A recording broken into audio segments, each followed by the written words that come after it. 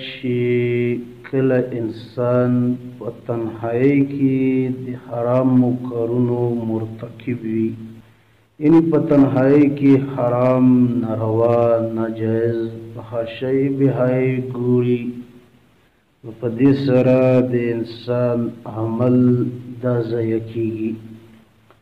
لکه په دې دور کې دا د بېحیایۍ عروج ډېر زیات دی او هر یو انسان یا اکثر خلق په دې بېحیایۍ کې مبتلا وي. نو دا خبره یاد ساتل پکار ده چې د دې بېحیایۍ د وجې نه د انسان عملونه دا ضایع کېږي. لکه څومره د انټرنیټ حالات دي، فیسبوک دی، یوټیوب دی، ټویټر دی او دارنګې ټیک ټاک وغیره.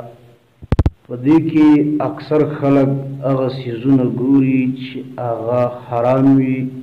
او په تنهایی کې ورته ناست وي او دا ګنده څیزونه ګوري چې د هغې د وجې نه د انسان عمل هم ضایع کېږي او ایمان چې هغه کم نور و رڼا ده هغه هم د سړي د زړه نه وځي او دغه ګندګیانې بیا سړی مایله کوي بدکارۍ ته، زنا لره او داسې نورو غټو غټو جرایمو لره.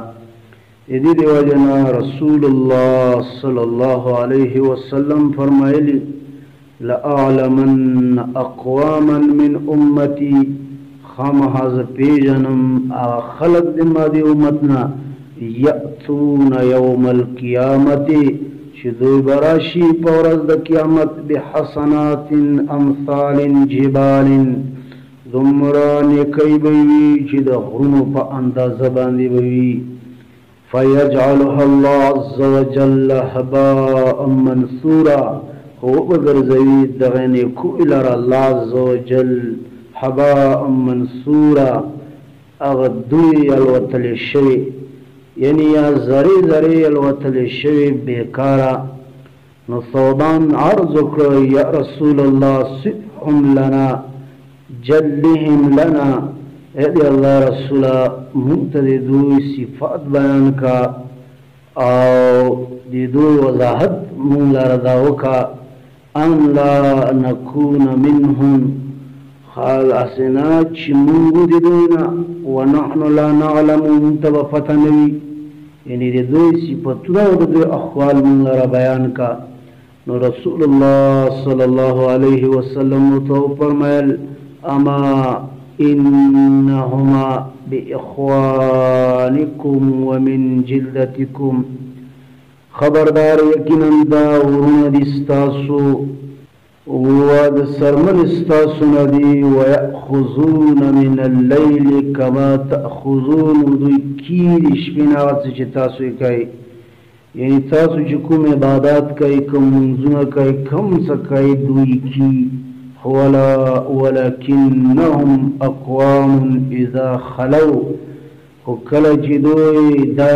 کله لیکن دغه قوم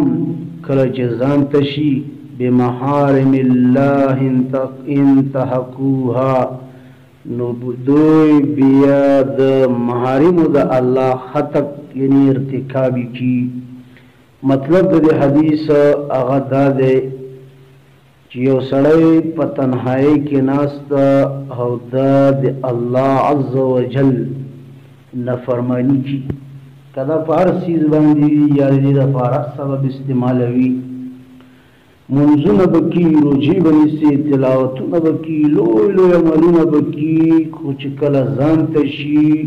نو هغه کارونو ته به تک کي چې د هغې نه الله منع فرمایلې ده. اکثر خلک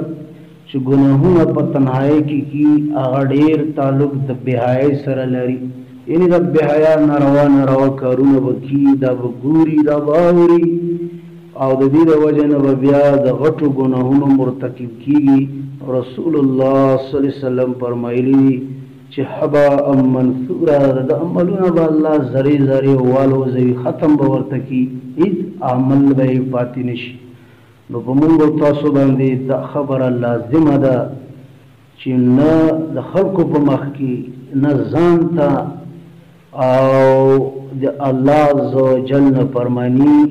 یا د الله محارم ترتب وکړو چې د څه شي نه موږ منع کړي وو چې د هغې نه موږ منع شو نو زموږ عملونه به الله عز وجل محفوظ کړي او د دې صله به موږ ته په آخرت کې میلاویږي وصلی الله علیه وآله وسلم.